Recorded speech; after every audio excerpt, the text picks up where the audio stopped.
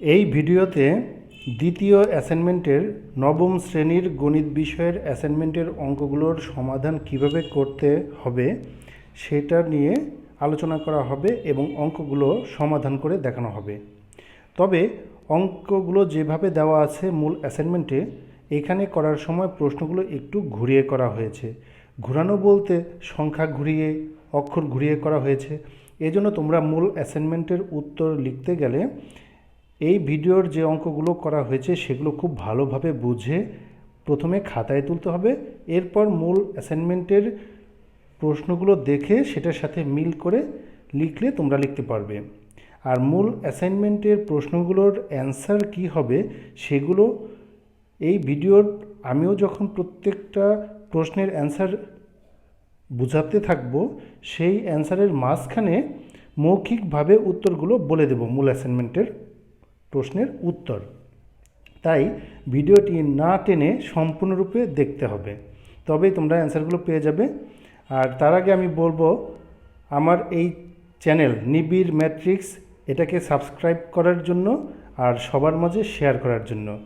আর subscribe কীভাবে করতে হয় অনেকেই জানে, আবার অনেকেই আছে জানে না, সেটা আমি প্রথমে দেখিয়ে নেব, এরপর আমরা অঙ্কের মধ্যে চলে যাব। তো তোমরা নিশ্চয়ই জানো এই যে এখানে যে অ্যাপ আছে এটা হলো ইউটিউব অ্যাপ। ইউটিউব অ্যাপে ক্লিক করলে এভাবে ইউটিউব অ্যাপটা ওপেন হবে। ওপেন হলে এই যে সার্চ বাটন দেখা যাচ্ছে, এই সার্চ বাটনে ক্লিক করে সেখানে লিখতে হবে NIBIR, তারপরে স্পেস এম লিখলেই অটোমেটিক্যালি প্রথমেই চলে আসে নিবিড় ম্যাট্রিক্সে, প্রথমেই লেখা আছে, অথবা 2 নম্বর 3 নম্বর 4 নম্বর 5 নম্বর যে কোনো এক জায়গায় নিবিড় ম্যাট্রিক্স লেখা থাকবে। এই লেখাটার উপরে ক্লিক করলে এই যে লোগো NMT লোগো দেখা যাবে এবং পাশে লেখা থাকবে নিবিড় ম্যাট্রিক্স, এটা চলে আসবে। এই লোগোর উপরে ক্লিক করলে চ্যানেলের ভিতরে ঢোকা যাবে।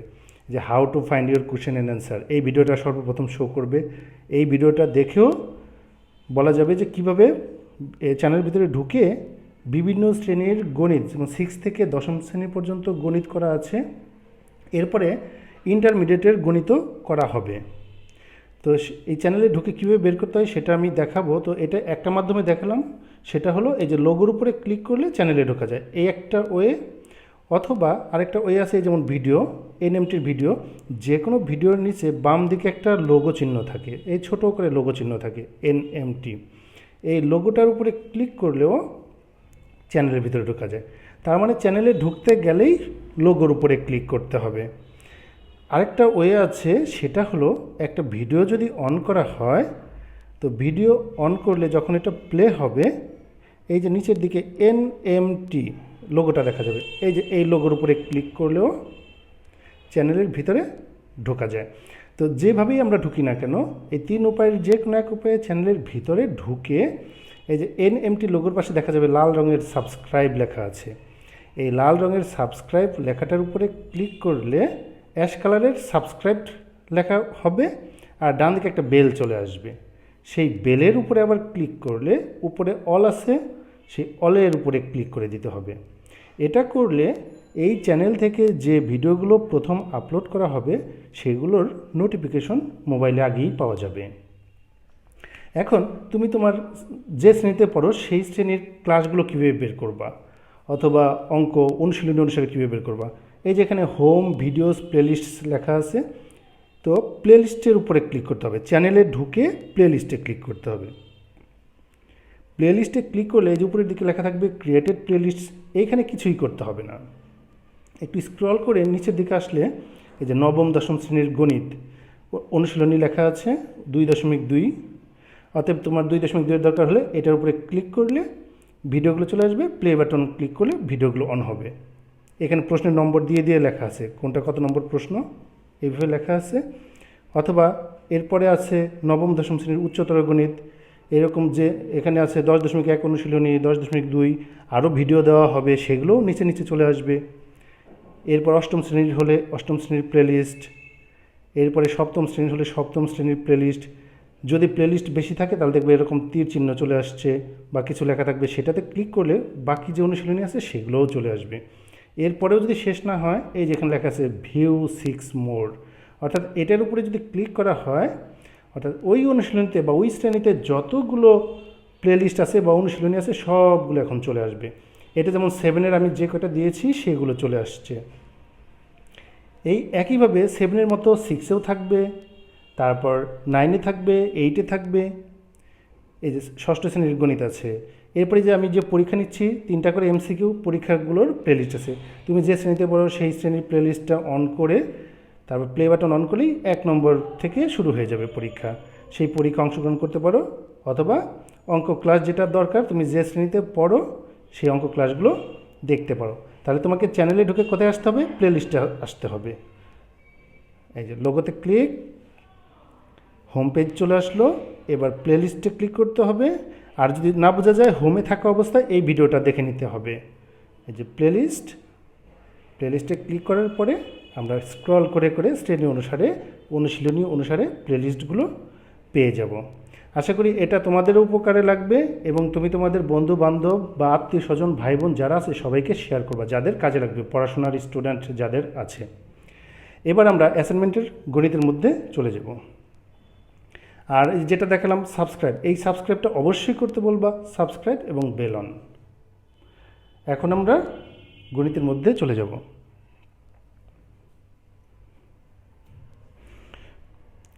এটা তোমাদের মূল অ্যাসাইনমেন্ট। এখানে কি ছিল? সংক্ষিপ্ত প্রশ্ন ছিল 4টি, এরপর সৃজনশীল প্রশ্ন ছিল আরও 3টি, এখানে একটি দেখাচ্ছে, পরে এই যে চিত্রের সাহায্যে আরও 2টি সৃজনশীল আছে। তো এই সংক্ষিপ্ত প্রশ্নের মতো করেই আমি প্রশ্নগুলো লিখেছি, সংখ্যাগুলো ঘুরিয়ে, সেটা দেখে তোমরা সলভ করলেই এগুলোর অ্যান্সার দিতে পারবে।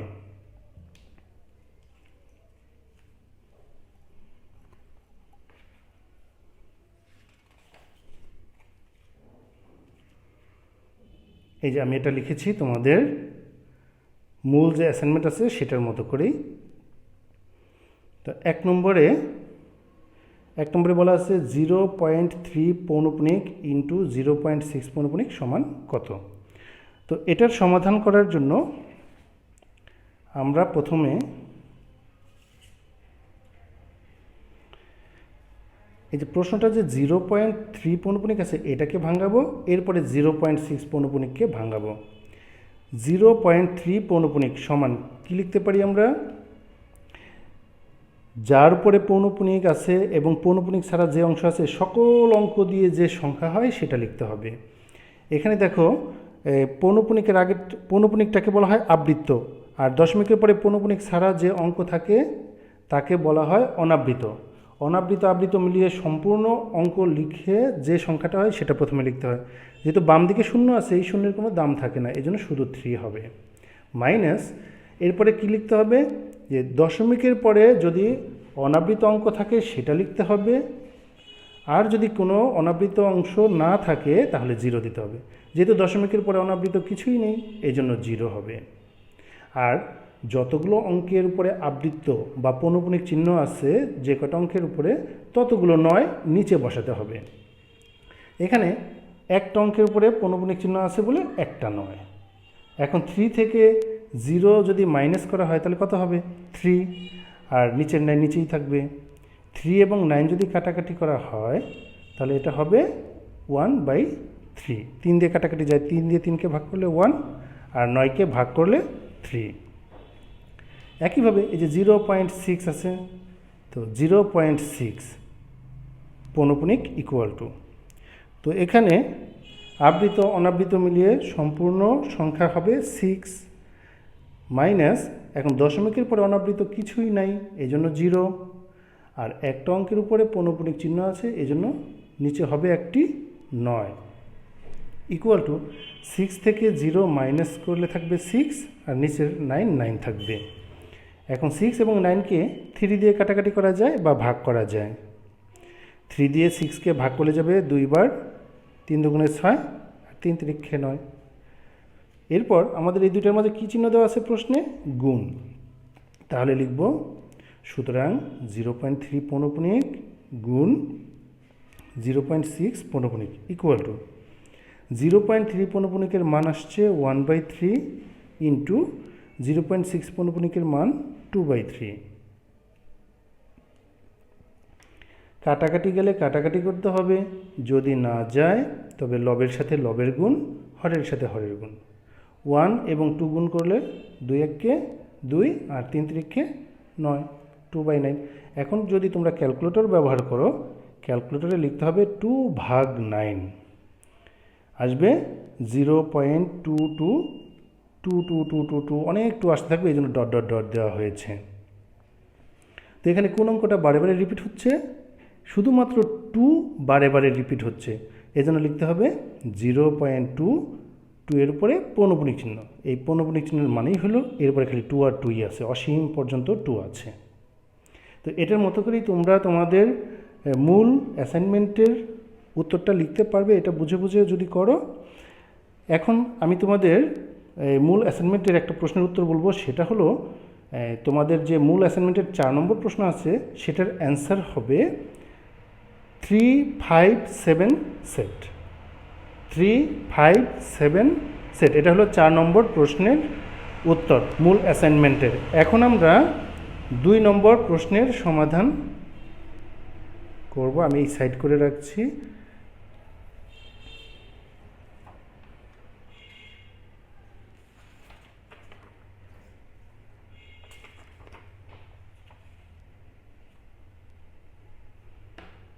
এখানে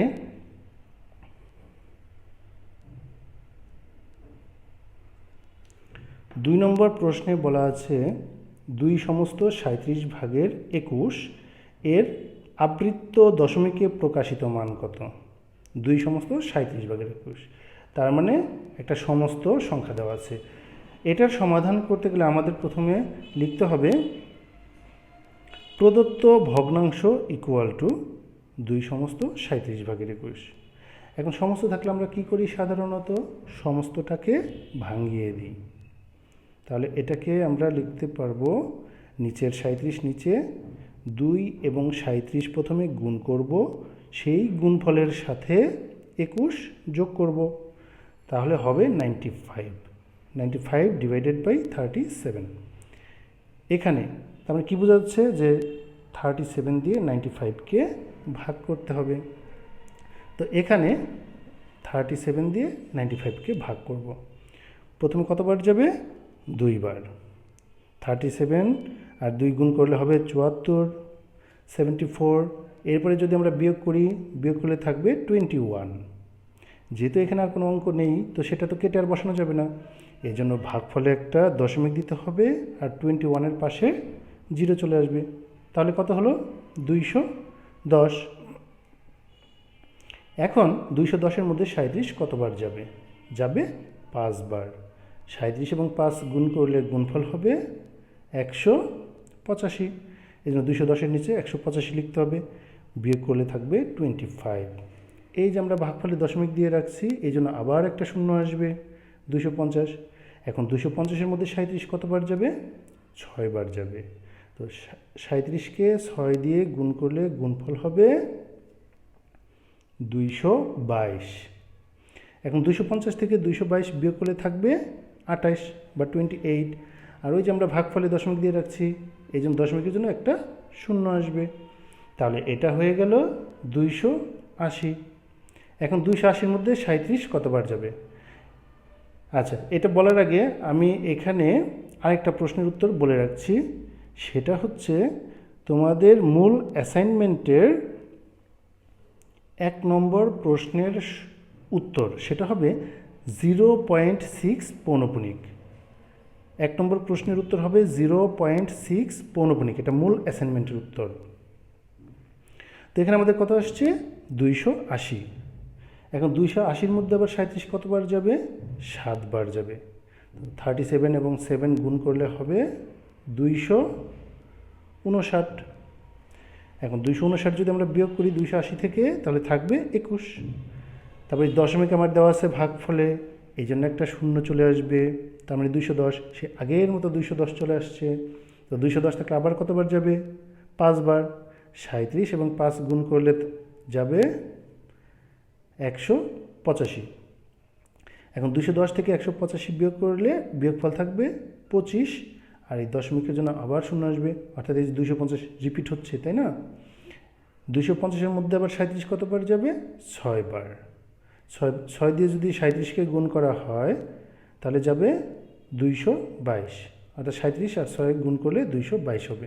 বিয়োগ করলে থাকবে 28, আর এই দশমিকের জন্য আবার 0। এখন হলো 280। 280 এই আগের মতোই, তাহলে কতবার যাবে? 7 বার। 37 এবং 7 গুণ করলে হবে 259। এখন 280 থেকে 259 বিয়োগ করলে থাকবে 21 বা 21। একইভাবে যদি আমরা দশমিকের জন্য আবার 0 নিই তাহলে আবার 210 এই যেটার মতো চলে আসবে, অর্থাৎ রিপিট হতে থাকবে। যেহেতু রিপিট হতে থাকবে এই জন্য আমরা এখানে লিখব, সুতরাং নির্ণেয় আবৃত্ত দশমিক ভগ্নাংশ ইকুয়াল টু 2.567, এই যে 567, তারপর ডট ডট ডট মানেই হলো আবারও 567, তারপর আবার 567, এইভাবে চলবে। তাহলে এখানে আমরা পৌনঃপুনিকভাবে লিখলে কী লিখতে পারি? 2.567, 5-এর উপরে পৌনঃপুনিক আর 7-এর উপরে পৌনঃপুনিক। এই কথার অর্থ হলো 5 থেকে 7 পর্যন্ত এই 3টি অঙ্কের পৌনঃপুনিক, এই 3টি অঙ্ক বারে বারে রিপিট হবে। তো তোমরা এটার মতো করে তোমাদের মূল অ্যাসাইনমেন্টের উত্তর লিখতে পারো। এবার আমরা 3 নম্বর প্রশ্নের সমাধান করব।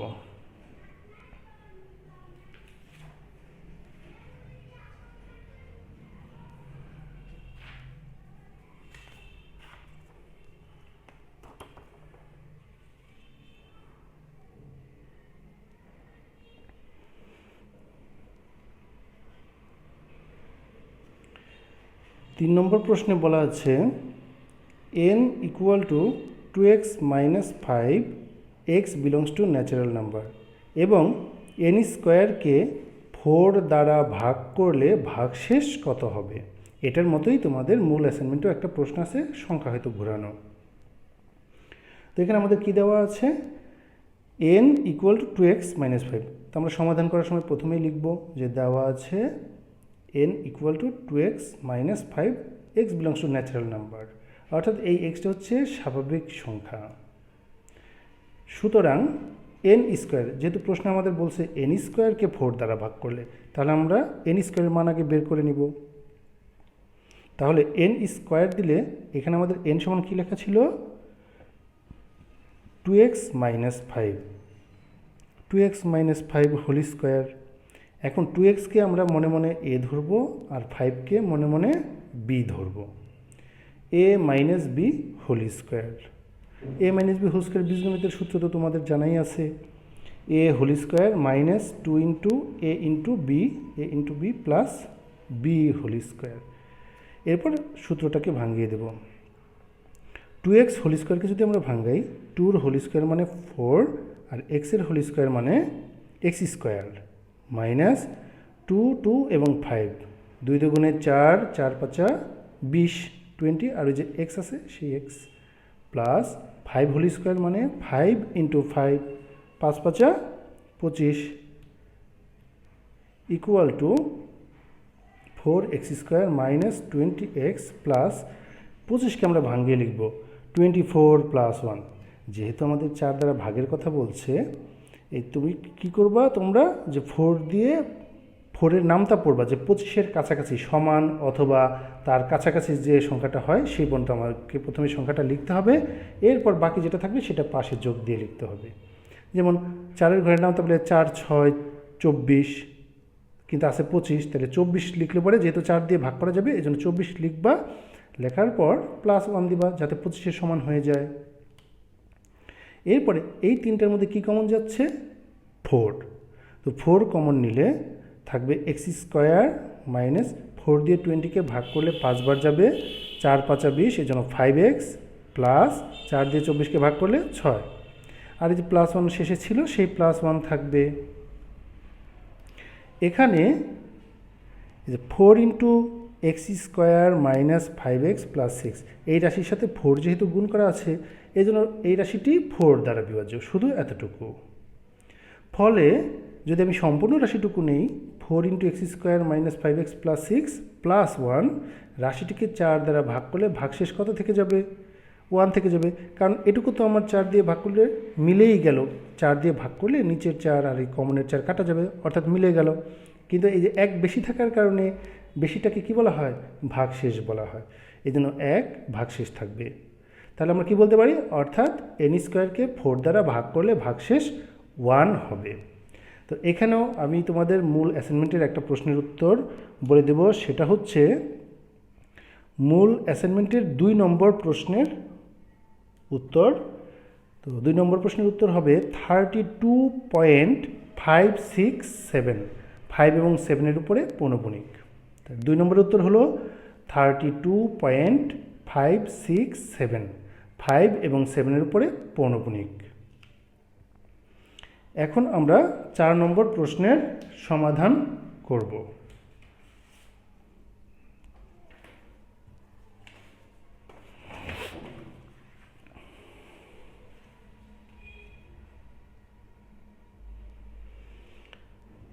চার নম্বর প্রশ্নে বলা আছে U equal to 1 2 3 4 5 6 8, A equal to 1 3 5 এবং বি ইকুয়াল টু 2 4 6 হলে A complement intersection B equal to কত। এখানে লেখা আছে এ কমপ্লিমেন্ট। তোমরা নিশ্চয়ই জানো এ কমপ্লিমেন্ট হচ্ছে কথা এর উপর একটা ড্যাশ থাকা বা প্রাইম থাকা একই কথা। তোমাদের মূল অ্যাসাইনমেন্টে হয়তো প্রাইম দেওয়া আছে, আমি এখানে এ কমপ্লিমেন্ট সি লিখে করেছি, একই কথা। তো এই সেটের অঙ্ক তোমরা সবাই জানো। তো প্রথমে আমরা দেওয়া আছে দিয়ে সেটের তালিকা যেগুলো দেওয়া আছে সেগুলো তুলব। তো দেওয়া আছে U equal to 1 2 3 4 5 6 8, A equal to 1 3 5 যেটা দেওয়া ছিল, বি ইকুয়াল টু 2 4 6। এখন যদি কমপ্লিমেন্ট দেওয়া থাকে, যে সেটের কমপ্লিমেন্ট অথবা প্রাইম দেওয়া থাকবে তার মান আগে নির্ণয় করতে হবে।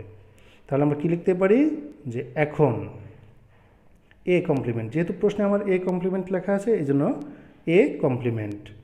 আমরা জানি যে কমপ্লিমেন্ট থাকলে বা প্রাইম থাকলে তার সূত্র হলো ইউ মাইনাস যে সেটের উপরে কমপ্লিমেন্ট সেই সেট, যেহেতু এর উপরে কমপ্লিমেন্ট এই জন্য U minus A equal to, তো ইউ এর মান হচ্ছে 1 2 3 4 5 6 8 মাইনাস এর মান হচ্ছে 1 3 5।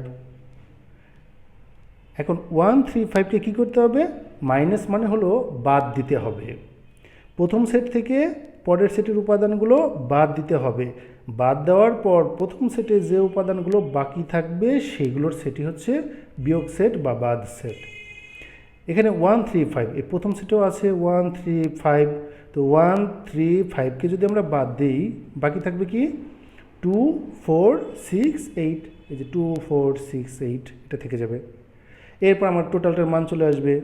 তাহলে আমি এখানে কি লিখব যে সুতরাং এ কমপ্লিমেন্ট ইন্টারসেকশন বি, সুতরাং A complement intersection B equal to, তো এ কমপ্লিমেন্টের মান কত পেলাম 2 4 6 8, 2 4 6 8, তারপরে ইন্টারসেকশন চিহ্ন ছিল, ইন্টারসেকশন বি এর মান হলো 2 4 6 2 4 6। তো ইন্টারসেকশন বা সেট সেট কথার অর্থ কি, ইন্টারসেকশন বা সেট সেট কথার অর্থ হলো যে উপাদানগুলো মিল শুধু সেই মিল উপাদানগুলো লিখতে হবে। এখানে দেখো 2 2 মিল আছে 2 হবে, 4 4 মিল আছে 4 হবে, 6 6 মিল আছে 6 হবে, তার মানে 2 4 6। এখন তোমাদের মূল যে অ্যাসাইনমেন্ট আছে সেটার 3 নম্বর প্রশ্নের উত্তর আমি এখানে বলে দেব। এখানে 3 নম্বর প্রশ্নের উত্তর হলো ভাগশেষ 1 হবে। মূল অ্যাসাইনমেন্টের 3 নম্বর প্রশ্নের উত্তর ভাগশেষ 1 হবে। এবার আমাদের সংক্ষিপ্ত প্রশ্ন শেষ, আমরা সৃজনশীল প্রশ্ন করব 1 নম্বরটা।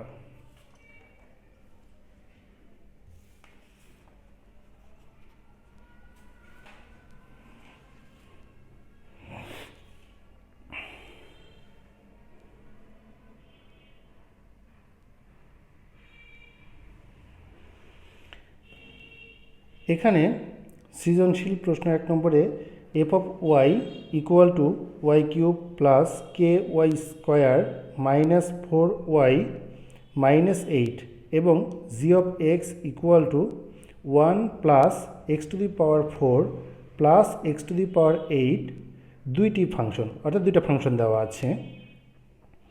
ক নম্বর প্রশ্ন, x belongs to natural number such that X square greater than 4 এবং এক্স কিউব লেস ইকুয়াল 70কে তালিকা পদ্ধতিতে প্রকাশ করো। খ নম্বর প্রশ্ন, এফ অফ -2 ইকুয়াল টু 0 হলে দেখাও যে রুট কে একটি অম্লজ সংখ্যা। গ নম্বর, প্রমাণ করো যে G of X square equal to G of X to the power -2। তো ক নম্বরে যেহেতু বলেছে যে X belongs to natural number such that X square greater than 4 এবং এক্স কিউব লেস ইকুয়াল 70কে তালিকা পদ্ধতিতে প্রকাশ করো।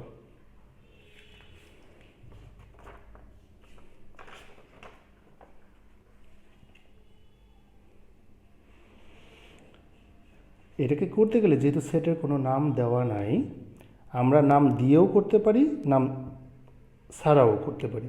তো এখানে আমি নাম দিয়ে করেছি, এই জন্য প্রথমে লিখব মনে করি এ ইকুয়াল টু, যে সেটটা দেওয়া আছে সেট গঠন পদ্ধতিতে সেই সেটটা তুলব।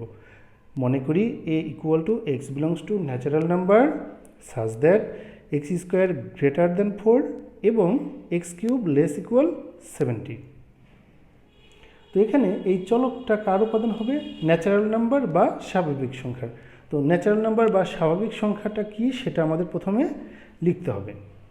আমরা জানি n equal to 1 2 3 4 5 dot dot dot, মানে কি অসীম পর্যন্ত সংখ্যা আছে। এখন এক্সের মান তো তাহলে এন থেকে আমাকে ধরে নিতে হবে, তারপরে এই শর্তের সাথে মিলাতে হবে। এই দুইটা শর্তের সাথেই মিলতে হবে, তবে সেটা গ্রহণযোগ্য হবে। দুইটা শর্তের কোনো একটা শর্ত যদি বাদ যায় তাহলে সেটা শর্ত মানবে না, ফলে সেটা হবে না। তো এক্সের মান আমরা প্রথমে 1 থেকে শুরু করব। এক্স ইকুয়াল টু 1 হলে, যেহেতু 1 আছে প্রথম উপাদান, এই জন্য এক্স ইকুয়াল টু 1 হলে এখন এই শর্তের মধ্যে মানগুলো বের করে দেখব যে শর্তের সাথে মিলে কিনা। তো 1 হলে এক্স স্কোয়ার লেখা ছিল, আমরা 1 স্কোয়ার লিখব। 1 স্কোয়ার মানে কত? 1। 1কে দুইবার করে গুণ করলে 1 হয়। এখানে দেওয়া ছিল গ্রেটার দ্যান 4, গ্রেটার দ্যান 4। এখন তুমি বাস্তবের সাথে চিন্তা করে দেখো, 1 কি 4 থেকে বড় হবে? হবে না। হবে না বলে গ্রেটার দ্যান দিয়ে একটা নট চিহ্ন দিয়ে দিতে হবে।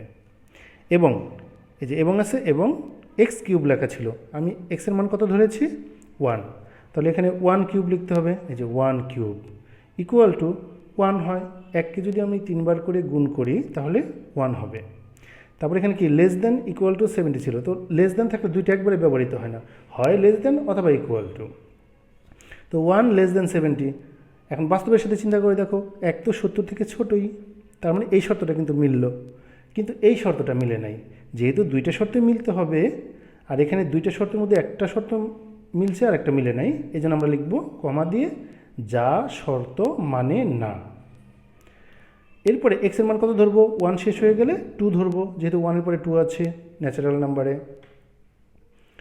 এক্স ইকুয়াল টু 2 হলে এই যে এখানে মান বসাবো 2 স্কোয়ার। 2 স্কোয়ার সমান কি? 2 দুগুণে 4। এখানে গ্রেটার দ্যান 4 দেওয়া আছে, এই যে গ্রেটার দ্যান 4 দিবা। তো 4 গ্রেটার দ্যান 4 মানে একই সংখ্যা নিজেই নিজের থেকে বড় কোনো দিন হতে পারে?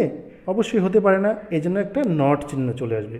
গ্রেটার দ্যান দেওয়া ছিল, গ্রেটার দ্যান দিবা, যদি সেই শর্তের সাথে না মিলে তাহলে একটা নট চিহ্ন খালি দিয়ে দিতে হবে। যেহেতু 4 চেয়ে বড় নয়, এই জন্য একটা নট আসলো। এবং যেহেতু 2 ধরেছে, আবার 2 কিউব, এই যে এখানকার মান অনুসারে 2 কিউব ইকুয়াল টু 2কে যদি আমরা 3 বার গুণ করি, 2 দুগুণে 4, 4 দুগুণে 8, 8 এই যে লেস দেন 70, 8 লেস দেন 70, এটা তো ঠিকই আছে। 8 তো 70 থেকে ছোটই হবে, কিন্তু প্রথম শর্তটা মিলেনি, এই জন্য আমরা লিখব যা শর্ত মানে না। তাহলে 2টা শেষ। এখন এক্সের মান কত ধরবো? এক্স ইকুয়াল টু 3 হলে, যে 3 আছে, 3 হলে 3 স্কোয়ার, এই যে এক্স স্কোয়ার ছিল, 3 স্কোয়ার ইকুয়াল টু 3 ত্রিক্ষে 9, 3কে 3 গুণ 3 দুইবার করে গুণ করতে হবে, 3 ত্রিক্ষে 9 গ্রেটার দ্যান 4। এখন বাস্তবেই তো 9 4 থেকে বড়, তাহলে এটা ঠিক আছে। এবং এক্স কিউব ছিল, তো আমরা 3 ধরেছি, 3 কিউব। 3 কিউবকে যদি ভাঙানো হয়, 3কে 3 বার করে গুণ করতে হবে, 3 ইন্টু 3 ইন্টু 3, 3 ত্রিক্ষে 9, 3 নং 27, লেস দেন 70। 27 তো 70 থেকে ছোটই, তাহলে এখানে কি দেখা যাচ্ছে? প্রথম শর্তটা গ্রেটার দেন সেটাও মিলছে, পরের শর্তটায় লেস দেন সেটাও মিলেছে। তাহলে এটা কি বলতে পারি আমরা? যা শর্ত মানে। এরপর এক্স ইকুয়াল টু 4 হলে, 3 গেল 4 হলে এই যে এখানে মান বসাবো 4 স্কোয়ার। 4 স্কোয়ার সমান 4 গুণ 4, 4 4 16, গ্রেটার দ্যান 4, গ্রেটার দ্যান 4। 16 তো 4 থেকে বড়ই হয়, এবং এক্স কিউব ছিল 4 ধরেছি, 4 cube. 4 cube equal to 4 into 4 into 4, 4 4 16, 4 16 64, less than 70। 64 তো 70 থেকে ছোটই হয়। তাহলে এটাও যা শর্ত মানে, কারণ দুইটা শর্তের সাথে মিলেছে। এরপর এক্স ইকুয়াল টু 5 হলে, 4-এর পরে 5, 4-এর পরে 5 ছিল, এক্স ইকুয়াল টু 5 হলে এই যেখানে মান বসাবো 5 স্কোয়ার।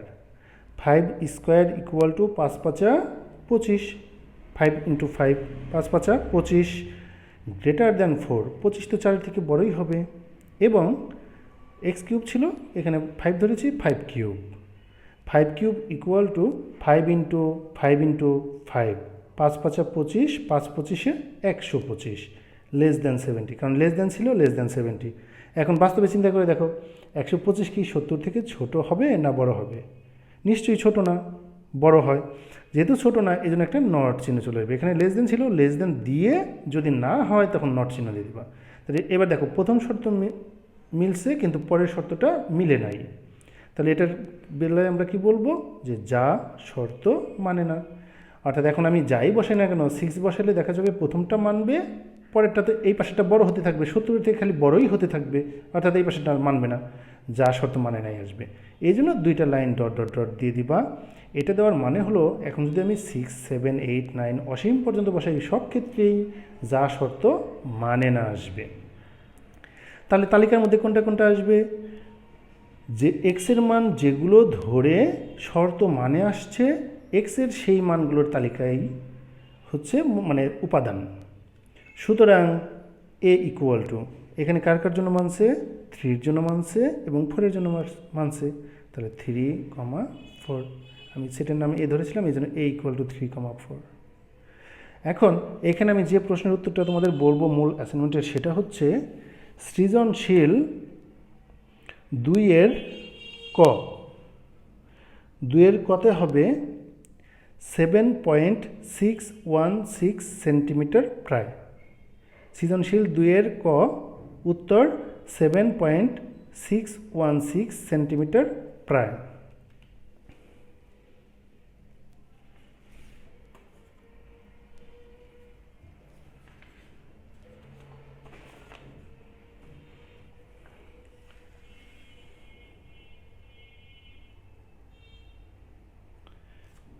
আমাদের খ নম্বর প্রশ্ন ছিল, এফ অফ -2 ইকুয়াল টু 0 হলে দেখাও যে রুট কে একটি অম্লত সংখ্যা। এফ অফ -2 সমান 0 হলে, তাহলে দেওয়া আছে দিয়ে যে দুইটা ফাংশন এফ অফ ছিল আর একটা জি অফ ছিল, কোন ফাংশনটা তুলতে হবে? এফ এর থাকলে এফেরটা, জি এর থাকলে জি এরটা। তো এফেরটা আছে বলে এফের ফাংশনটা তুলতে হবে। দেওয়া আছে, যেটা দেখে দেখে লিখবা, f of Y equal to Y cube plus K Y square minus 4y minus 8, যেটা। যেহেতু প্রশ্নে আমাদের বলা আছে এফ অফ -2 সমান 0 হলে, তাহলে আমরা এই ফাংশন থেকে আগে দেখব যে এফ অফ -2 এর মান কত হয়। এই জন্য এফ অফ -2 এর মান নির্ণয় করে নেব। সুতরাং এফ অফ -2, তার মানে ওয়াইয়ের পরিবর্তে কী বসাবো? -2 বসাবো। তো আমরা জানি যে মাইনাস জাতীয় মান বসালে, সংখ্যা বসালে মাইনাসের মানটাকে ব্র্যাকেট দিয়ে বসাতে হয়। তো এখানে ছিল ওয়াই কিউব, এখানে লিখতে হবে -2 হোল কিউব প্লাস কে ওয়াই স্কোয়ার, তাহলে প্লাস কে ইন্টু ওয়াইয়ের পরিবর্তে -2 আর স্কোয়ার আছে হোল স্কোয়ার, মাইনাস 4y, তার মানে 4 ইন্টু ওয়াইয়ের পরিবর্তে -2, -8, এই যে লাস্টে -8। এরপরে ভাঙাতে হবে, মাইনাসের পাওয়ার কিউব, মাইনাসের পাওয়ার যদি বিজোড় সংখ্যা হয় পাওয়ার, তাহলে মাইনাসই থাকে, কারণ minus into minus into minus, মাইনাসে মাইনাসে প্লাস, প্লাসে মাইনাসে আবার মাইনাস থাকবে। এরপরে 2-র পাওয়ার কিউব, 2 পর কিউব মানে হচ্ছে 2 দুগুণে 4, 4 দুগুণে 8, এই জন্য 8 হবে। এরপরে কে ইন্টু -2 হোল স্কোয়ার লেখা আছে, তো মাইনাসের পর হোল স্কোয়ার, যদি মাইনাসের পর জোড় সংখ্যা হয় তাহলে প্লাস চিহ্ন হয়ে যায়, এই জন্য মাইনাসের হোল স্কোয়ারে হবে প্লাস চিহ্ন, আর 2 হোল স্কোয়ারে হবে 2 ইন্টু 2, 2 দুগুণে 4, এই জন্য 4। এরপরে -4 ইন্টু -2 আছে, গুণ করলে যেহেতু কোনো পাওয়ার দেওয়া নাই মানে 1 আছে মনে মনে, মাইনাসে মাইনাসে গুণ করলে প্লাস চিহ্ন হয়ে যাবে, 4 এবং 2 গুণ করলে 4 দুগুণে 8, আর যে লাস্টে -8 আছে সেই -8 ইকুয়াল টু -8 প্লাস কে এবং 4 গুণ করলে 4k প্লাস 8 -8। এখন +8 -8 মানে 0, যদি 0 হয় তাহলে বাকি থাকবে কি 4k -8, এইভাবেও হিসাব করতে পারো, অথবা -8 আর -8 মিলে হবে -16, -16 থেকে আবার +8 চলে গেলে হবে -8। তাহলে আমরা f অফ -2 মান কত পেলাম? 4k -8। আমাদের প্রশ্নে কি দেওয়া ছিল? f অফ -2 ইকুয়াল টু 0 হলে, তাহলে আমরা এখন দেখি এটা কি দাঁড়ায়। f অফ -2 ইকুয়াল টু 0 হলে, তো f অফ -2 মান কত পেলাম? 4k -8, 4k -8 ইকুয়াল টু 0 হয়ে যাবে। এই যে f অফ -2 পরিবর্তে 4k -8, এই যে f অফ -2 মান 4k -8 আসছে, সেটা বসাবো, ইকুয়াল টু 0। এখন সমাধান প্রক্রিয়া আমরা k এর মান নির্ণয় করব, বা 4k ইকুয়াল টু -8 ডান দিকে গেলে হয়ে যাবে +8, বা k equal to 8 divided by 4, সুতরাং k ইকুয়াল টু 4 দিয়ে 8কে ভাগ করলে 2, তাহলে আমাদের তো দেখাতে বলছে যে দেখাও যে √k একটি অম্লজ সংখ্যা, তাহলে k এর মান কত পেলাম আমরা? 2। এখন তোমাদের মূল অ্যাসাইনমেন্টের k এর মান হয়তো 3 আসতে পারে বা 5 আসতে পারে, যে কোনো একটা আসতে পারে, একই রকম নিয়মেই করতে হবে তোমাদের। আচ্ছা, আমি এই মুহূর্তেই আরেকটা প্রশ্নের উত্তর বলে রাখছি মূল অ্যাসাইনমেন্টের, সেটা হচ্ছে সৃজনশীল 2 এর খ। মূল অ্যাসাইনমেন্টের সৃজনশীল 2 এর খ এর অ্যান্সার হবে 7.854 সেন্টিমিটার। 2 এর খ এর অ্যান্সার হবে 7.854 সেন্টিমিটার। তো আমরা এখানে k এর মান 2 পেলাম। তো আমাদের দেখাতে হবে যে √k একটি অম্লজ সংখ্যা এই প্রশ্ন মতে, অর্থাৎ √k এর মান কত পেলাম? 2, √2 একটি অম্লজ সংখ্যা। এখন k এর মান যদি 3 আসতো তাহলে আমরা এখানে লিখতাম অর্থাৎ √3 একটি অম্লজ সংখ্যা। এখন যেটাকে আমরা দেখাবো বা প্রমাণ করব সেটাকে আমরা ধরে নিব, যে ধরি √2 একটি মূলদ সংখ্যা। আমরা প্রমাণ করব অম্লজ সংখ্যা, কিন্তু ধরব মূলদ সংখ্যা। ধরি √2 একটি মূলদ সংখ্যা, তাহলে এমন দুইটি পরস্পর সহমৌলিক স্বাভাবিক সংখ্যা pq গ্রেটার দ্যান 1 থাকবে যে, অর্থাৎ যদি মূলদ সংখ্যা ধরা হয় তাহলে পরস্পর সহমৌলিক স্বাভাবিক সংখ্যা থাকবে দুইটি, যেখানে p আর q আমরা ধরে নিলাম গ্রেটার দ্যান 1, যেন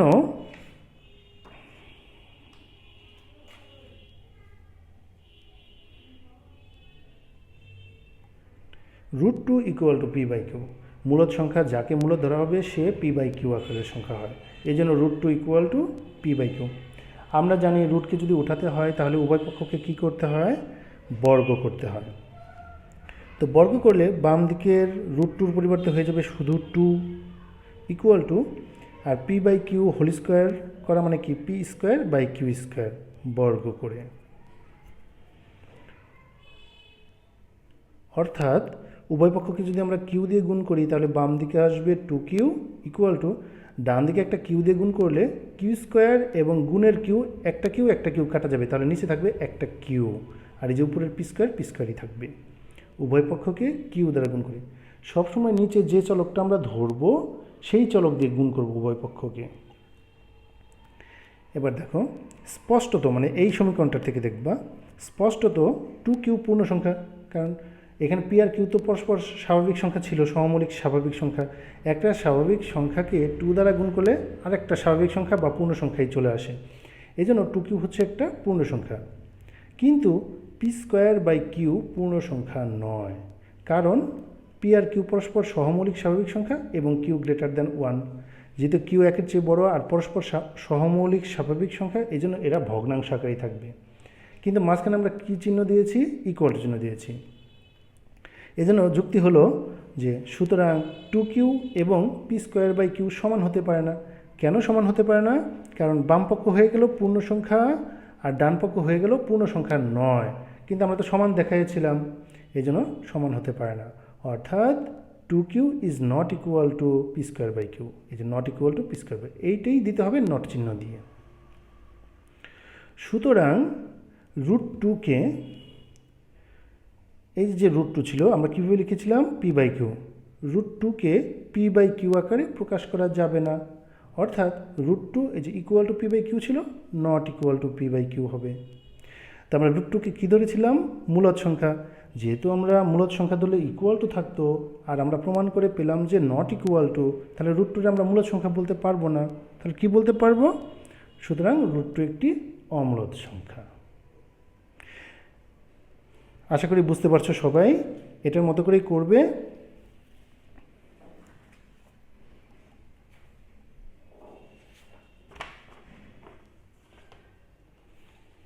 এবার আমরা গ নম্বরটার সমাধান করব। গ নম্বরে দেওয়া আছে, প্রমাণ করো যে g(x² ইকুয়াল টু g(x⁻²)। যেহেতু জি ফাংশন লেখা আছে, তো দেওয়া আছে থেকে আমরা কোনটা তুলব? জি ফাংশনটা তুলব।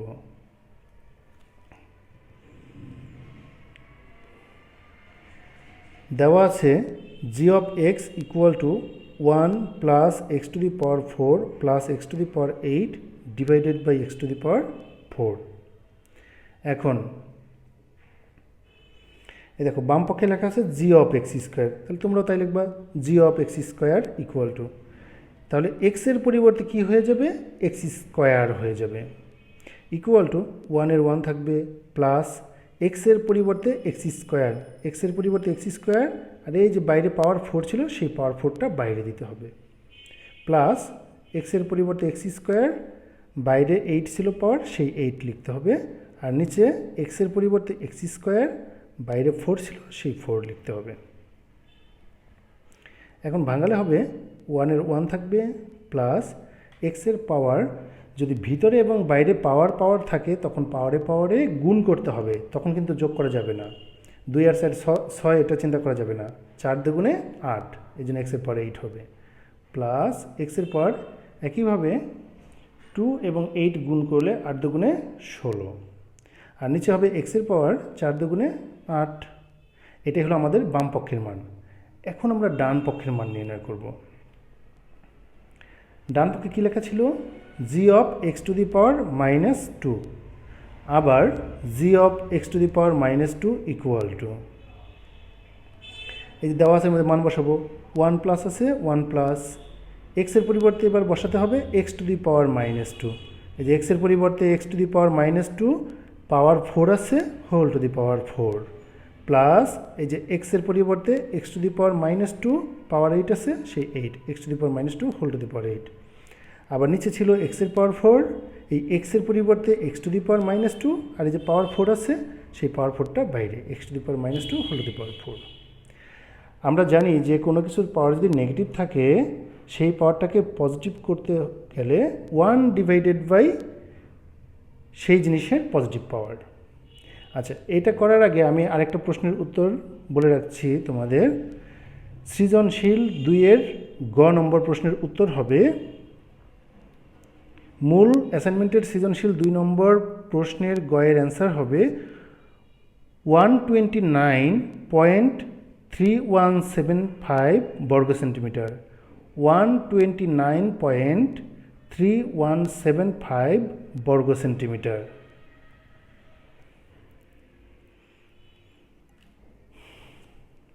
ইকুয়াল টু 1 প্লাস এই যে x⁻² আছে, এটাকে পজিটিভ করতে গেলে একটা ভগ্নাংশ বানাতে হবে, উপরে 1 দিতে হবে, আর x⁻² হয়ে যাবে x⁻+2, তার মানে 1 ডিভাইডেড বাই x², আর ওই যে ব্র্যাকেট দিয়ে বাইরে পাওয়ার 4 ছিল সেই পাওয়ার 4টা লিখতে হবে,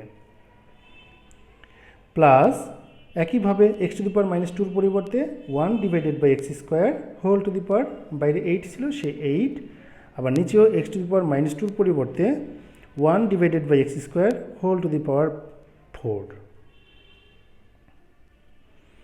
ইকুয়াল টু 1 প্লাস, এখন 1-এর পাওয়ার 4 মানে হচ্ছে 1, এক্স স্কোয়ারের পাওয়ার 4 মানে হচ্ছে এক্স টু দি পাওয়ার 4 দুগুণে 8, 4 দুগুণে 8 প্লাস 1-এর পাওয়ার 8 মানে হচ্ছে 1, এক্স স্কোয়ারের পাওয়ার 8 মানে হচ্ছে এক্স টু দি পাওয়ার 8 দুগুণে 16 ডিভাইডেড বাই 1-এর পাওয়ার 4 মানে 1, এক্স স্কোয়ারের পাওয়ার 4 মানে এক্স টু দি পাওয়ার 4 দুগুণে 8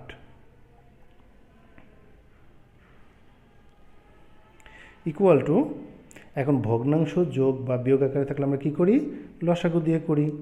তো এটার লসাগু হবে X to the power 16, X to the power 16, প্রথমে মাঝখানের দাগ দিবা, তারপরে লসাগু নেওয়ার জন্য দাগ দিবা এক্স টু দি পাওয়ার 16। এখন পূর্ণ সংখ্যার সাথে লসাগু গুণ করতে হয়, 1 এবং এক্স টু দি পাওয়ার 16 গুণ করলে হবে X to the power 16 plus আছে plus X to the power 8 দিয়ে এক্স টু দি পাওয়ার 16কে ভাগ করলে ভাগফল হবে এক্স টু দি পাওয়ার 8, সেই এক্স টু দি পাওয়ার 8 দিয়ে লবের 1কে গুণ করলে এক্স টু দি পাওয়ার 8ই থাকবে, প্লাস এক্সের পাওয়ার 16 আর লসাগু এক্সের পাওয়ার 16 মিল থাকলে ভাগফল হয় 1, সেই 1 দিয়ে 1কে গুণ করলে 1ই হয়, আর নিচেরটা যা আছে তাই 1 by X to the power 8।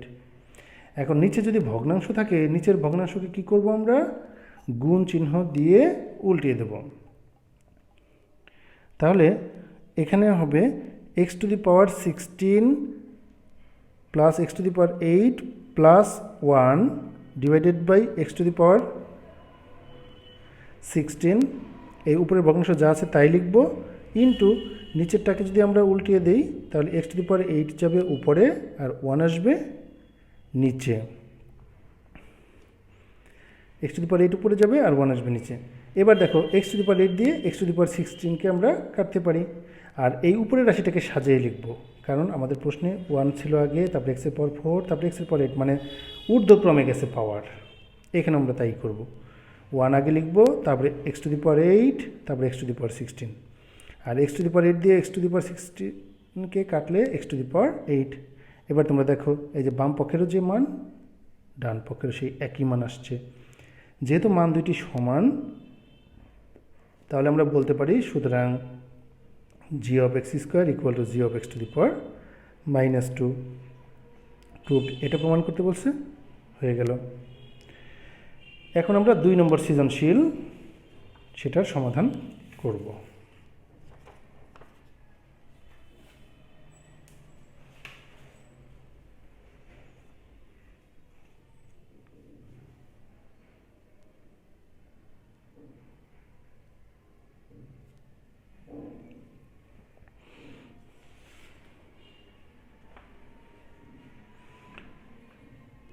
দুই নম্বর সৃজনশীল করার আগে এখানে বলা আছে প্রথম চিত্র অনিয়মিত আকৃতির বহুভুজ, দেখো বিভিন্ন ধরনের বাহু বাঁকা হয়ে হয়ে বিভিন্নভাবে তৈরি হয়েছে, এই জন্য এটাকে বলা হবে অনিয়মিত আকৃতির বহুভুজ।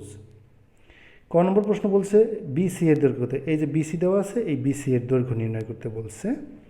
খ নম্বর ইএফজি অর্ধবৃত্তের পরিধি কত, ইএফজি এই যে উপরের যে অর্ধবৃত্তটা দেখা যাচ্ছে এতটুকুর দৈর্ঘ্য কত সেটা নির্ণয় করতে বলছে। আর গ নম্বর হলো A B C D E F G এর পরিসীমা ও ক্ষেত্রফল কত, A B C D E F G অর্থাৎ এই সম্পূর্ণ রাউন্ডিং বাইরের যে দৈর্ঘ্যটা সেই দৈর্ঘ্যটা এবং সম্পূর্ণ ভিতরের জায়গা বা ক্ষেত্রফল নির্ণয় করতে হবে আমাদের। তো এটা করার জন্য আমাদের এই চিত্রটাকে প্রথমে আঁকতে হবে, একটু অতিরিক্ত করে আঁকতে হবে। তো আমি চিত্রটা এই যে বাম দিকে এখানে রাখবো,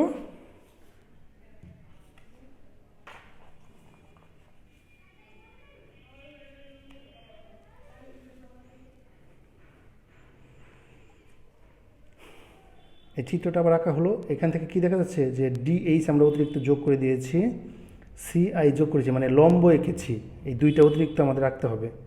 আর যে মাপগুলো যেভাবে সেন্টিমিটার দেওয়া ছিল চিত্রে যা যা লেখা ছিল তাই লিখতে হবে। তোমাদের হয়তো মূল অ্যাসাইনমেন্টের সংখ্যাগুলো চেঞ্জ করা আছে, চিত্র কিন্তু এটাই, কিন্তু সংখ্যাগুলো চেঞ্জ করা আছে, এটার মতো করে বুঝে বুঝে তোমাদের লিখতে হবে। দেখো এটার সমাধান এই যে ক নম্বর বিসি এর দৈর্ঘ্য নির্ণয় করব আমরা। এটা করার জন্য প্রথমে কি করব, চিত্রটা এঁকে বলবো ডি হতে ডিএইচ লম্ব এজি এবং সি হতে সিআই লম্ব এবি আঁকা হলো। যেহেতু এই ডিই চিত্রে বলা ছিল, চিত্রে ডিই সমান জি, এটা প্রশ্নে কিন্তু বলা হয়েছে। যেহেতু ডিই সমান জিই ইকুয়াল টু কত সেন্টিমিটার দেওয়া আছে চিত্রে, 4 সেন্টিমিটার, এই জন্য এখানে 4 সেন্টিমিটার। সুতরাং জিএইচ, তাহলে এই জিএইচটা কত হবে, যেহেতু আমরা লম্ব এঁকেছি আর এখানে লম্ব দেওয়া ছিল, সমকোণ দেওয়া ছিল, তাহলে ডিই যদি 4 সেন্টিমিটার হয় তাহলে জিএইচটাও 4 সেন্টিমিটার হবে। সুতরাং জিএইচ ইকুয়াল টু 4 সেন্টিমিটার। ফলে এইচ, তাহলে এইচের দৈর্ঘ্যটা কত হবে, আমি এখানে 7টা কীভাবে লিখছি, আগে অঙ্ক করেছি বা হিসাব করেছি, হিসাব করে বের করে সেই বিয়োগফলটা লিখেছি। এই যে টোটালটার দৈর্ঘ্য কত ছিল, এজির মান 11, এজির মান ছিল 11, এজি এর মান ছিল 11। এই এজি থেকে কাকে বাদ দিতে হবে, জিএইচকে বাদ দিতে হবে, এজি মাইনাস জিএইচ। আর এই এইচ এবং সিআই যেহেতু লম্ব লম্ব আছে দুইটাই সমান হয়ে যাবে, তাহলে A H equal to CI equal to AG minus GH equal to 11 minus 4 centimetre. অর্থাৎ 11 ছিল আর এই যেটা 4 ছিল যে আমরা বের করেছি, 11 থেকে 4 বাদ দিলে কত থাকবে, 7 সেন্টিমিটার। তারপরে এখানে লিখে দিতে হবে 7 সেন্টিমিটার।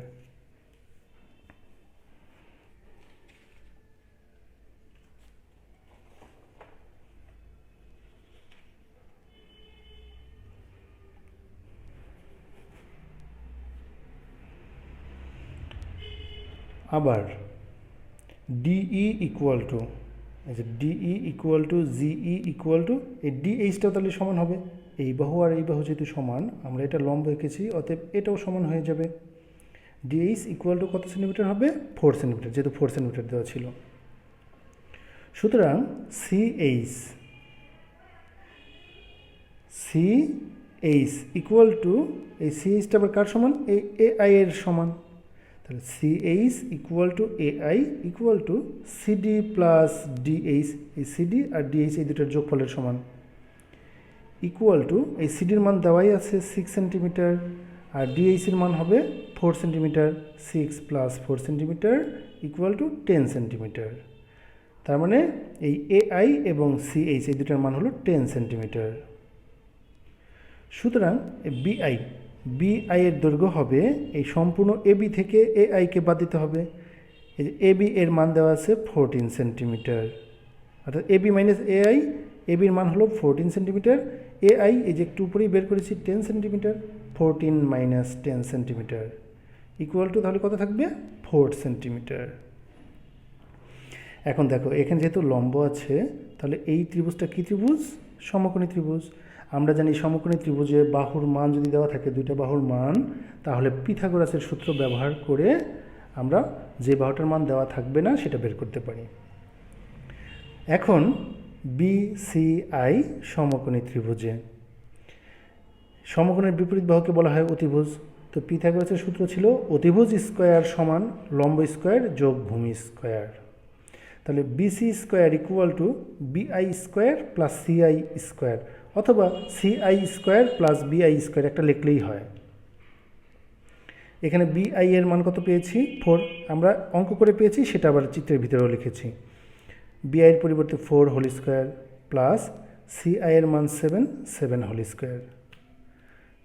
4 হোল স্কোয়ার মানে 4 ইন্টু 4, 4 4 16 যোগ 7 হোল স্কোয়ার মানে 7 7 49 ইকুয়াল টু 16 এবং 49 যোগ করলে হবে 65। সুতরাং যেহেতু আমাদের স্কোয়ার ছিল, সুতরাং বিসি ইকুয়াল টু √65, স্কোয়ারকে কাটতে গেলে রুট করতে হয়, √65 এখন ক্যালকুলেটরে যদি তোমরা বের করো পাওয়া যাবে 8.062 সেন্টিমিটার, প্রায় 8.062 সেন্টিমিটার প্রায়। সুতরাং বিসি এর দৈর্ঘ্য 8.062 সেন্টিমিটার প্রায়। আচ্ছা, এখানে আমি সৃজনশীল প্রশ্ন 1-এর কয়ের অ্যান্সার বলবো। সেখানে সৃজনশীল মূল অ্যাসাইনমেন্টের সৃজনশীল 1-এর কয়ের অ্যান্সার হবে 2, 3। তালিকা পদ্ধতিতে হবে 2, 3।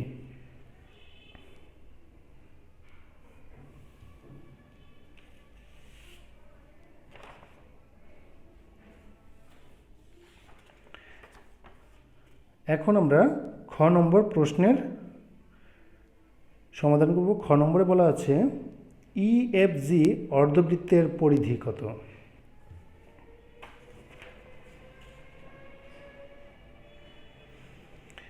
EFG এই অর্ধবৃত্তের পরিধি বের করতে হবে। তাহলে কয়ের চিত্র হতে পাই, এই যে কয়ের চিত্র, EFG অর্ধবৃত্তের ব্যাস GE ইকুয়াল টু, জিটা হচ্ছে ব্যাস, ইকুয়াল টু 4 সেন্টিমিটার। তার মানে এটার মান হচ্ছে 4 সেন্টিমিটার। সুতরাং EFG অর্ধবৃত্তের ব্যাসার্ধকে আর দিয়ে প্রকাশ করা হয়, R equal to 4 divided by 2 centimetre. 4কে 2 দিয়ে ভাগ করলে হবে 2 সেন্টিমিটার। সুতরাং EFG অর্ধবৃত্তের পরিধি, আমরা সাধারণভাবে পরিধির সূত্র জানি 2πr। যেহেতু অর্ধবৃত্ত মানে অর্ধেক, এই জন্য একটা অর্ধেক বা হাফ দিয়ে গুণ করে দিতে হবে। তাহলে equal to half into 2πr। তো সূত্রের 2πr এর 2 এবং এই যে হাফের 2, এই 2 কাটা যাবে।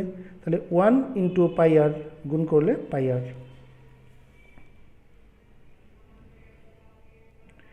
এখন পায়ের মান কত জানি আমরা? 3.1416 ইন্টু আর এর মান বের করলাম কত? 2। 3.1416 ইন্টু 2 সেন্টিমিটার, পরিধির একক সেন্টিমিটারই থাকবে। 2 দিয়ে গুণ করলে 6.2832 সেন্টিমিটার। তো এখানে আমি মূল অ্যাসাইনমেন্টের সৃজনশীল 1-এর ক্ষয়ের অ্যান্সার বলবো। সেখানে ক্ষয়ের মধ্যে কে এর মান হবে 3, অর্থাৎ রুট কে একটি অম্লজ সংখ্যা প্রমাণ করতে বলেছে, সেখানে হবে √3 একটি অম্লজ সংখ্যা, সেই প্রমাণটা করব। তাহলে EFG অর্ধবৃত্তের পরিধির মান কত আসলো আমাদের? 6.2832 সেন্টিমিটার। এবার গ নম্বর প্রশ্ন। গ নম্বর প্রশ্নে বলেছে ABCDEFG এর পরিসীমা ও ক্ষেত্রফল নির্ণয় করো, বা ক্ষেত্রফল কত? তাহলে দুইটা প্রশ্ন, একটা পরিসীমা আর একটা ক্ষেত্রফল, সম্পূর্ণ চিত্রের। প্রথমে আমরা পরিসীমা নির্ণয় করব। ABCDEFG এর পরিসীমা নির্ণয়। ক এর চিত্র হতে পাই যে AB সমান কত? 14 সেন্টিমিটার, AB সমান 14 সেন্টিমিটার। BC সমান 8.062 সেন্টিমিটার প্রায়। এটা ক নম্বরেই আমরা রেজাল্টটা বের করেছি। BC এর দৈর্ঘ্য কত সেখানে বের করেছি, 8.062 সেন্টিমিটার প্রায়। CD ইকুয়াল টু কত দেওয়া আছে? 6 centimetre, 6 centimetre. DE equal to 4 centimetre, 4 centimetre.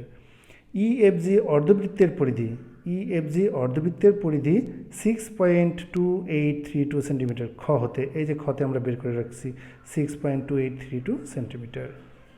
এরপরে এজির মান কত দেওয়া আছে? 11 centimetre. AG equal to 11 centimetre. অর্থাৎ প্রত্যেকটা বাহুর মান আমরা লিখলাম এবং অর্ধবৃত্তের পরিধির মানটা লিখলাম। তো আমরা জানি যে পরিসীমা মানে হচ্ছে সকল বাহু এবং অর্ধবৃত্তের পরিসীমা তাদের যোগফলের সমান।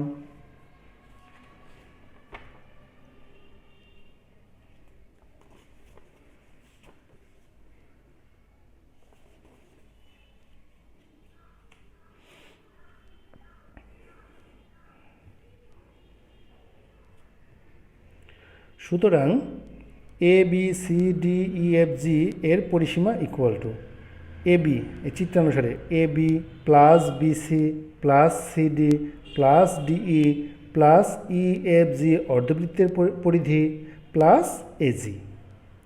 এখন এই মানগুলো আমরা আগের পৃষ্ঠায় দেখেছি এবং সেই মানগুলো বসাবো। 14 প্লাস BC এর মান 8.062 প্লাস CD এর মান 6 প্লাস DE এর মান 4 প্লাস EFG অর্ধবৃত্তের পরিধির মান 6.2832 প্লাস AG এর মান হলো 11 সেন্টিমিটার। সবগুলো যদি আমরা ক্যালকুলেটরে যোগ করি তাহলে মান পাবো 49.3452 সেন্টিমিটার। 49.3452 সেন্টিমিটার।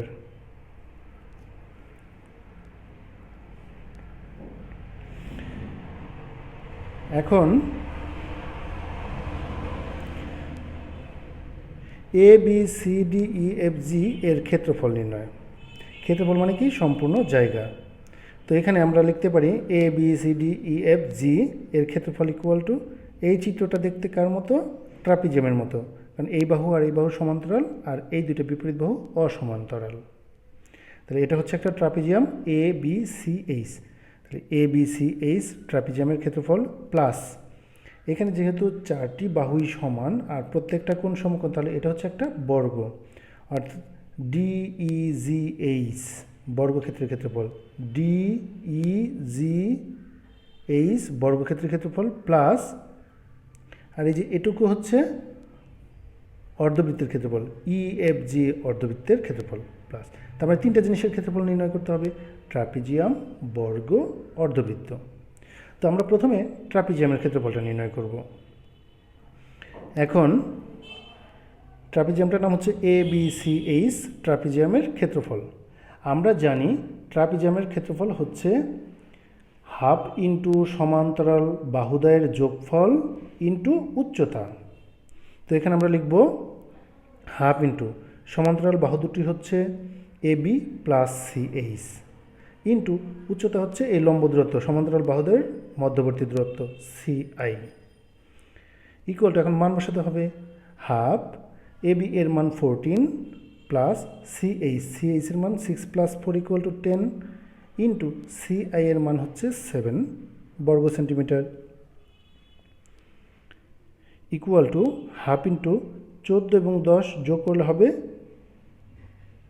24, 24 ইন্টু 7 বর্গ সেন্টিমিটার। এরপর 2 দিয়ে 24কে কাটলে যাবে 12, 7 12 84 বর্গ সেন্টিমিটার। আবার এরপর কি ছিল? DEGH বর্গক্ষেত্রের ক্ষেত্রফল, আবার DEGH বর্গক্ষেত্রের ক্ষেত্রফল। আচ্ছা, এর আগে আমি আরেকটা প্রশ্নের উত্তর বলে দিচ্ছি, সেটা হচ্ছে সৃজনশীল 3-এর ক নম্বর প্রশ্নের উত্তর। সেটা হবে 5.657 বর্গ সেন্টিমিটার। মূল অ্যাসাইনমেন্টের সৃজনশীল 3-এর কয়ের অ্যান্সার হবে 5.657 বর্গ সেন্টিমিটার। আবার DEGH বর্গক্ষেত্রের ক্ষেত্রফল ইকুয়াল টু, তো আমরা জানি বর্গক্ষেত্রের ক্ষেত্রফল হচ্ছে বাহু স্কোয়ার, তার মানে DE square equal two DE এর মান হচ্ছে 4 হোল স্কোয়ার বর্গ সেন্টিমিটার, 4 4 16 বর্গ সেন্টিমিটার।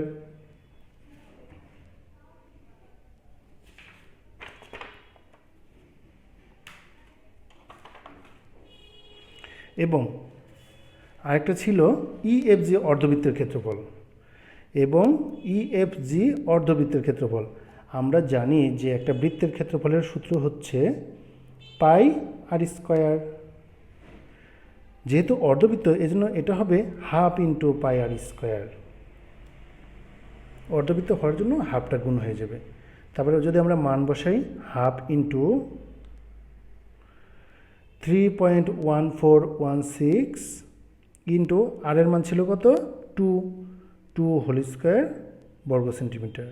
ক্যালকুলেটরের সাহায্যে যদি করা হয় রেজাল্ট হবে 6.2832 বর্গ সেন্টিমিটার, 6.2832 বর্গ সেন্টিমিটার। সুতরাং তো তিনটা জিনিসের ক্ষেত্রফল বের করলাম, ABCDEFG এর ক্ষেত্রফল ইকুয়াল টু, প্রথমটা পেলাম 84, ট্রাপিজিয়ামের ক্ষেত্রফল 84 যোগ বর্গের ক্ষেত্রফল পেলাম 16 প্লাস, আর EFG অর্ধবৃত্তের ক্ষেত্রফল পেলাম 6.2832 বর্গ সেন্টিমিটার। যোগ করলে যোগফল হবে 106.2832 বর্গ সেন্টিমিটার। আশা করি তোমরা এটার সাহায্যে মূল অ্যাসাইনমেন্টের অ্যান্সারটা বের করতে পারবে।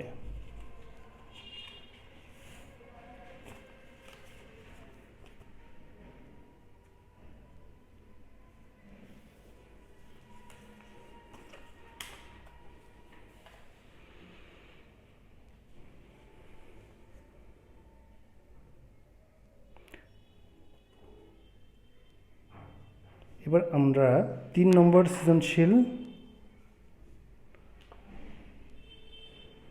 সমাধান করব। সেখানে বলা আছে দ্বিতীয় চিত্র সুষম বহুভুজ।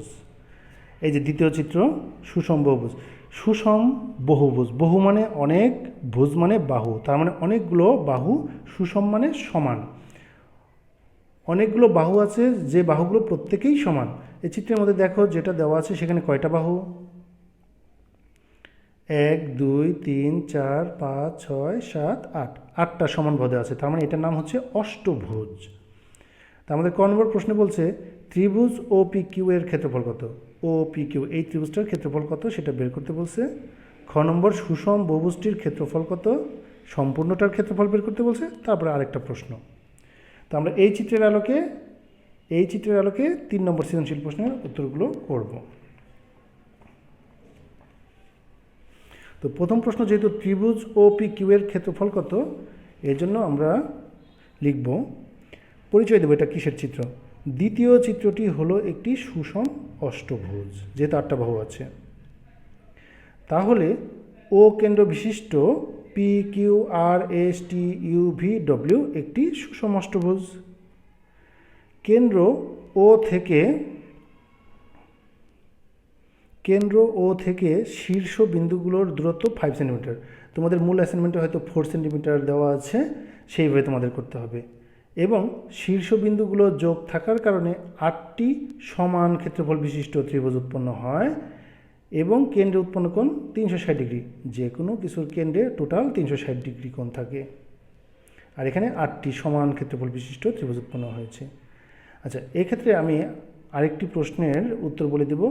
মূল অ্যাসাইনমেন্টের সৃজনশীল 3-এর ক্ষয়ের অ্যান্সার সেটা হবে 45.256 বর্গ সেন্টিমিটার।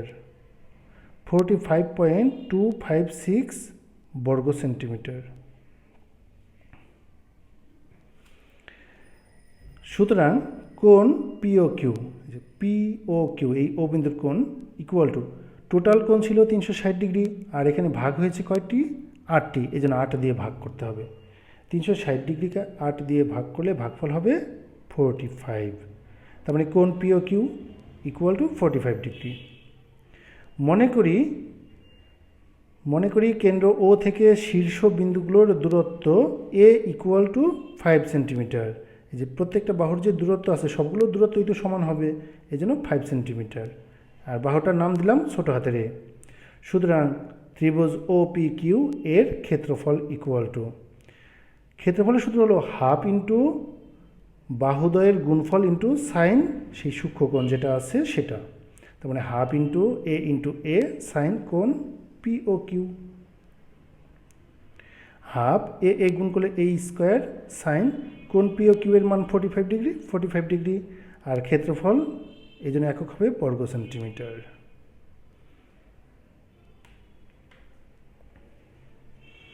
হাফ ইন্টু এর মান আমরা কত ধরেছি? 5 সেন্টিমিটার, কারণ প্রশ্নেও দেওয়া ছিল 5 চিত্রের মধ্যে।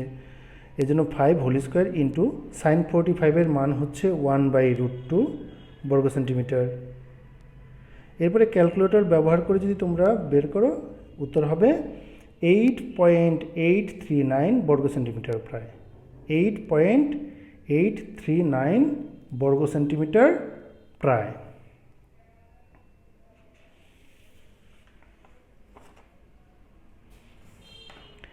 এখন আমরা খ নম্বর প্রশ্নের সমাধান করব। খ নম্বর প্রশ্নে বলা আছে সুষম বহুভুজটির ক্ষেত্রফল কত?